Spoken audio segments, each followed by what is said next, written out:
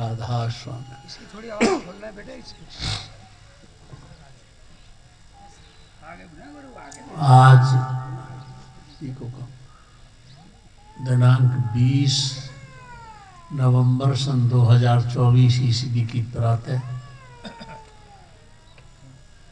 भाई माले राम जी के सौजन्य से बस्ती घासीपुरा जयपुर राजस्थान में हम और आप सत्संग के माध्यम से आमने सामने हैं।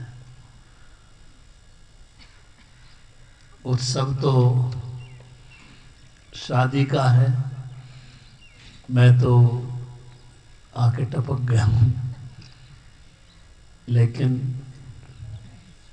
कोई बात नहीं।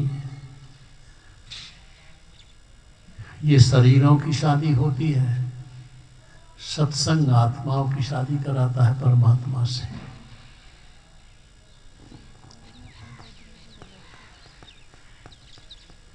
आधुनिक युग है, बहुत संत महात्माओं की वाणियाँ हर तरह से हमारे तुम्हारे जीवन में जीने के लिए, सुनने के लिए, कहने के लिए होती रहती है, प्रकट होती रहती है किसी भी नाम से, चाहे वो Buddha, Mahavir, जरथुस्त्र, Lao Tzu, Jesus Christ या मूसा, समस्ता रूम या कबीर, नानक, रविदास, पलटू साहब या हुजूर स्वामी राधा श्याम दयाल की बाणी हो। इशारा सबका परमात्मा की ओर है शब्दों से।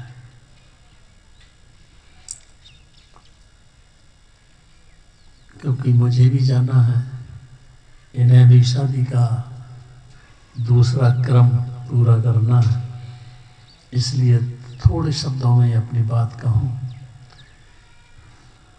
ये शरीर परमात्मा का मंदिर है, कुदरती मंदिर, और मंदिर मस्जिद इस शरीर के द्वारा निर्मित किए जाते हैं। परमात्मा प्रकाश स्वरूप है, शब्द स्वरूप है। प्रकाश का कोई चित्र नहीं होता, कोई आकृति नहीं होती। शब्द का, आवाज का कोई चित्र आकृति नहीं होती।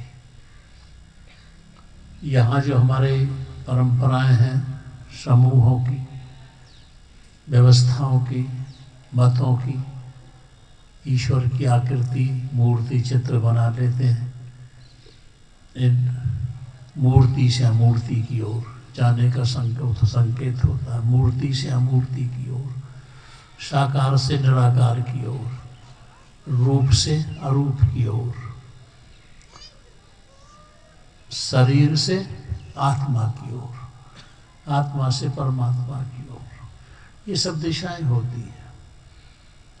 तो कुछ महात्माओं के वाक्य जीवन को सही दिशा देने वाले होते हैं, तो उनको हम दोहराते रहते हैं, भ्रमण करते रहते हैं। यूनान में उसी दौर में सिकंदर हुआ था, उसी दौर में महात्मा डायोजनीज थे। सिकंदर एक दूसरी प्रवृत्ति का था, महात्मा डायोजनीज दूसरी प्रवृत्ति के थे। यहाँ तक है कि वो जंगल में बेवस्त्र रहते थे, सारी वासना, सारी इच्छाएं, आकांक्षाएं छूट चुकी थी। एक दिन एक कुत्ते को जल में पानी पीते हुए देखा, तो उन्होंने अपना जो कमंडल होता था, जो पात्र रखते थे पानी पीने का, खाने का, वो पात्र भी हटा दिया और करपात्री बन गए। कर माने हाथ, हाथ से ही पानी पीना, खाना पीना, वो भी छोड़ दिया। इतना वो त्यागी बन चुके थे, अपने में स्थिर रहते थे। शरीर से ऊपर उठकर हमेशा जिस्मानी सतह से ऊपर उठकर जो रूहानियत की जगह थी वहाँ पर स्थिर रहते थे, पड़े थे। उनकी दूसरी बस्ती थी, जिस बस्ती में विचरते थे। इस बस्ती से अलग हो गए थे, संसार की काल माया की बस्ती से अलग हो गए थे। सिकंदर आधी दुनिया को जीतने के बाद उधर से गुजर रहा था। डायोजनीस की ख्याति सुन रखी थी, उनके पास पहुंचा और वार्तालाप करने लगा।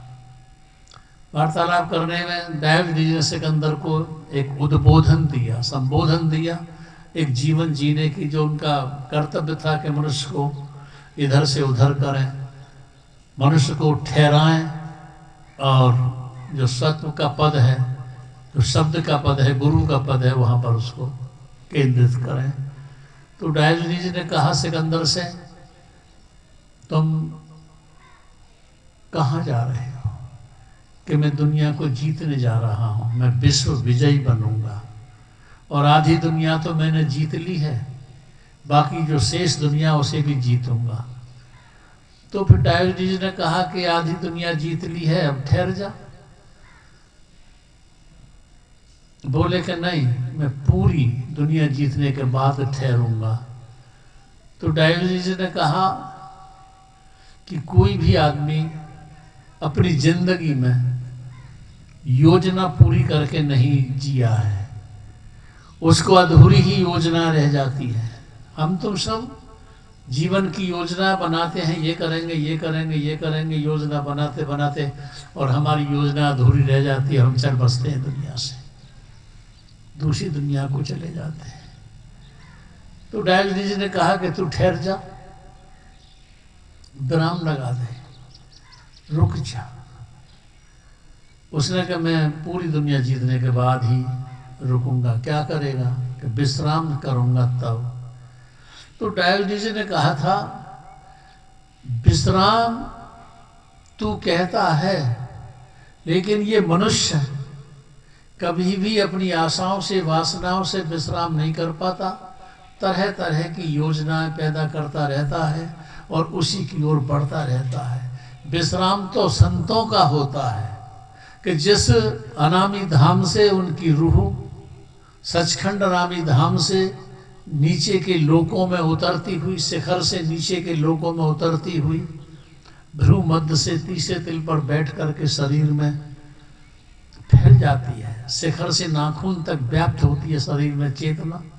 लेकिन जब सतगुरु की शरण में पहुंच जाती है और सतगुरु उस चेतना को लौटने का, उसे सूरज शब्द योग का सूत्र दे देते हैं, और जब ये चेतना लौटना शुरू कर देती है और जब अपने मूल मुकाम से जहाँ से नीचे को प्रवाहित हुई है वहाँ पहुँच जाती है, तब वो संतों का विश्राम कहा जाता है। तब वो अपने मूल में जहाँ से निकले वहाँ उनका विश्राम होता है। सही विश्राम वो है, दुनिया का आदमी कभी विश्राम नहीं कर सकता। वो तो जो है अपनी चाहों में, अपनी वासनाओं में, अपनी तृष्णाओं में, आशाओं में विचरता रहता है। तो तू विश्राम नहीं कर पाएगा। वहाँ डायोजनीस के पास कुत्ता भी बैठा था। तो सिकंदर ने कहा उनकी बातों को सुनकर कि अगर मुझे दोबारा जन्म लेने का अवसर मिला, परमात्मा ने मुझे दूसरे दोबारा जन्म लेने का अवसर दिया, तो मैं डायोजनीस बनना चाहूँगा। डायोजनीस से पूछा, तुम क्या बनना चाहोगे? क्या तुम सिकंदर बनना चाहोगे जो आधी दुनिया जीत चुका है? तो डायोजनीस ने कहा था कि ये जो कुत्ता बैठा है मेरे पास, मैं कुत्ता बनना स्वीकार करूंगा और उसे श्रेष्ठ समझूंगा, लेकिन मैं भूल कर भी सिकंदर होना कभी, भूल कर भी सिकंदर बनना नहीं चाहूंगा। सिकंदर अति महत्वाकांक्षा का नाम है। सिकंदर अति महत्वाकांक्षा का नाम है। सिकंदर शोषण, खून, हत्या करके, हिंसा करके किसी भी सफलता के चरम पर पहुंचने वाले व्यक्ति का नाम है। सिकंदर जिसने दूसरों को केवल गाजर मूली की तरह काटना ही सीखा, उनका छीनना ही सीखा, ये उस व्यक्ति का नाम है। मैं कुत्ता बनना पसंद करूंगा लेकिन मैं सिकंदर बनना पसंद नहीं करूंगा। जब ये बात सिकंदर से डायोजनीज ने कही तो सिकंदर को झटका तो लगा, लेकिन जिसका स्वभाव, जिसकी आदतें, जिसकी वृत्तियां, जिसकी वासनाएं, जिसके कर्मकांड, जिसकी इच्छाएं जिस तरफ को ज्यादा बढ़ जाती है, पक जाती है, आदतें, स्वभाव पक जाते हैं, वो लौट नहीं पाता। कोई बुराई के क्षेत्र में ज्यादा दूर तक पहुंच जाता है, एक कदम की गलती को दूसरा कदम ढक लेता है, एक दूसरे कदम की गलती को तीसरा कदम ढक लेता है। वो सारी गलतियों को कदम ढकते ढकते इतना दूर तक पहुंच जाता है कि फिर वापस नहीं हो पाता। तुम अपनी आदतों को ऐसी बनाओगे जो तुम्हें दूर तक न ले जाए, तुम्हें दूर तक ले जाए तो परमात्मा तक ले जाए, परमात्मा की मंजिल तक ले जाए। ऐसी आदतें बनाओ, ऐसे स्वभाव बनाओ, अपने अंदर ऐसे गुण पैदा करो, अपने संस्कार ऐसे पैदा करो जो तुमको सत्संग से जोड़ते रहे, तुमको भजन से जोड़ते रहे, तुम्हें सतगुरु के उपदेश से जोड़ते रहे और तुमको अध्यात्म के जगत में विचरने की जो प्रेरणा देते रहे। ऐसी अपनी आदत बना लो, अपने विचार बना लो, स्वभाव बना लो। अगर तुमने इनको हटा करके दूसरी तरह की आदतें बना ली जो तुम्हें नरकों की ओर ले जाती हैं, दुखों की ओर ले जाती हैं, कलेशों की ओर ले जाती है, निम्न दर्जे की योनियों की ओर ले जाती है, या तुम्हें परमात्मा से दूर ले जाने की प्रक्रियाएं होती हैं, उनसे सिमट जाओ। ये सत्संग का आह्वान होता है, सत्संग की उपदेशना होती है, ये सत्संग का संबोधन होता है। इसके बाद आप इस जगह में बहुत पुराना आ रहा हूँ, काफ़ी दिनों से आ रहा हूँ और मैं बड़ा खुश होता हूँ। जिन परिवारों में संतों के द्वारा उपदेशना जारी की हुई उपदेश पर जीवन जिया जाता है, जिन परिवारों में परमात्मा का भजन सुमरन ध्यान किया जाता है, जिन परिवारों में संतों के उपदेश के अनुसार अवगुणों से दूर रहकर एक सद्गुणों की सुगंध फैलाई जाती है, वो हमारे समाज के लिए, हमारे परिवार के लिए, हमारे संस्कृति के लिए, हमारे देश के लिए, हमारे धर्म के लिए एक बहुत शुभ दिशा होते हैं। तो तुम अपने परिवारों को उच्चता की ओर ले जाओ और संतों के उपदेश को, जब भी आदमी दिग्भ्रमित हुआ है, जब भी आदमी पतन की ओर गया है, जब भी आदमी परमात्मा से विमुख हुआ है, तभी संतों ने उसको प्रेरित करके, दिशा दे करके उसको सही दिशा पर खड़ा कर दिया है और उसका ये लोक भी और परलोक भी, दोनों लोकों का कल्याण उसका किया है। तो आपको मैं लंबी बात नहीं करूँगा क्योंकि दूसरी रीत रस्म भी तो मैं निभानी है, मुझे भी जाना है। तो बस 3 बातें याद रखना अपनी ज़िंदगी में, सुखी रहने के लिए और खुशी रहने के लिए और बहुमुखी विकसित होने के लिए। आप शराब, मांस, जुआ आदि जो आज शौक चल रहे हैं इनसे तो परहेज करें, दूर रहें और शाम सुबह दोपहर जब भी तुमको समय मिले परमात्मा का सुमरन ध्यान जरूर किया करो। ऐसे चित्रपटल पर हमारे सुख शांति की जो शुरुआत हो जाती है और सांसारिक धूल के कण छूट जाते हैं। बस इन्हीं शब्दों के साथ अपनी बात पूरी करूँगा। आपने मेरी बात को बड़ी शांति प्यार से सुना है, आपके लिए बहुत बहुत आभार। अंत में आपके अंदर बैठे उसी कुल मालिक को राधा स्वामी आपने